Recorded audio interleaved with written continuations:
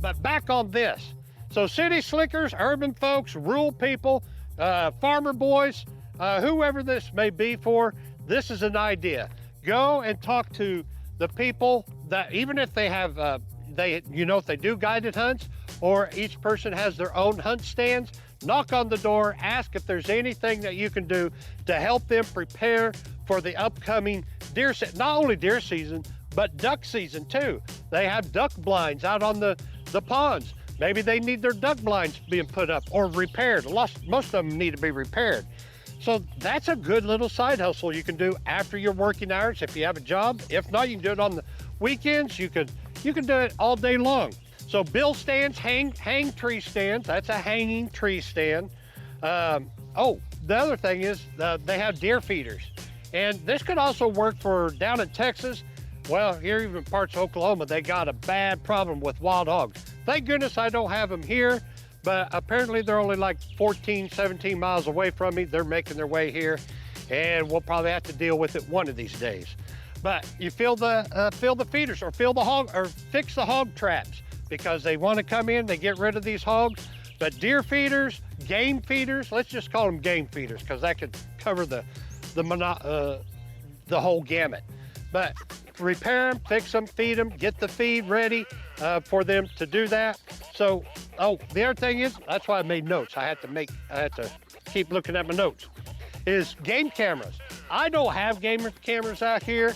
At my other place, I do have game cameras because that's a commercial hunting.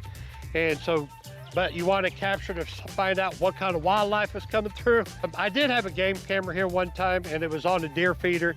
And I watched, the next morning, watched a family of coons drain my whole deer feeder, because they're smart. They were able to figure out the mechanism to turn it on, or anyway, they dumped all the corn out there. So game cameras is another thing. So prepare the deer camp. I've already talked about that, preparing camp for the guest arrival.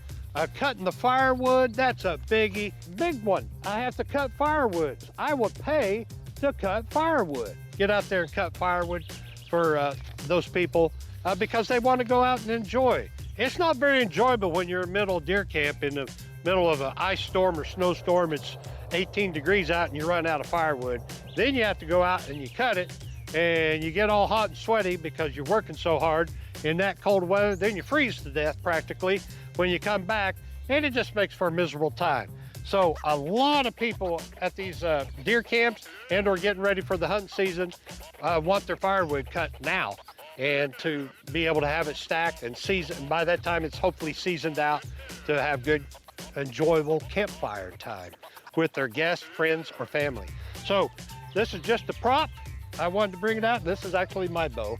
I wanted to bring it out just so it would kind of hit the algorithms that somebody sees, oh, this is towards hunting. Well, it is towards hunting, but anybody can do this side hustle. So again, this is a Side Hustle Survivalist, trying to come up with some crazy, out-of-the-box thinking ideas where you, the audience, can make a little bit of money on the side and go crush it. So take care. God bless. Oh, hey, one last thing. I always want to give a shout out to my two buddies, the Shielded Prepper. Go check him out, Shielded Prepper. He's out of Tacoma, Washington, and he will help. He's a big old country boy, and he'll be able to help you out on getting spiritually prepared, because this is a good season. We're coming into the fall feast of being able to get spiritually prepared for what's coming forward too. That's actually the very first thing you need to do before you start doing any of your food preps, your whatever it may be. You better be getting spiritually prepared. I have to work on that every single day myself, and sometimes it's tough to do because we get sidetracked with doing this type of stuff, and we need to be spiritually prepared.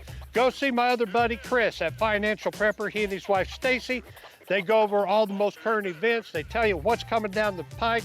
They give you a lot of good financial tips and hacks of how you can protect your money, what you need to do, and they're great people. Both of these are just old country boys. We're all part of the Ninja Nation, part of the economic ninja. He has a big nation. We're trying to take back our country, and we're in the middle class, and we all have our own little part to play. So again, God bless, take care, hit the like and subscribe. Bye.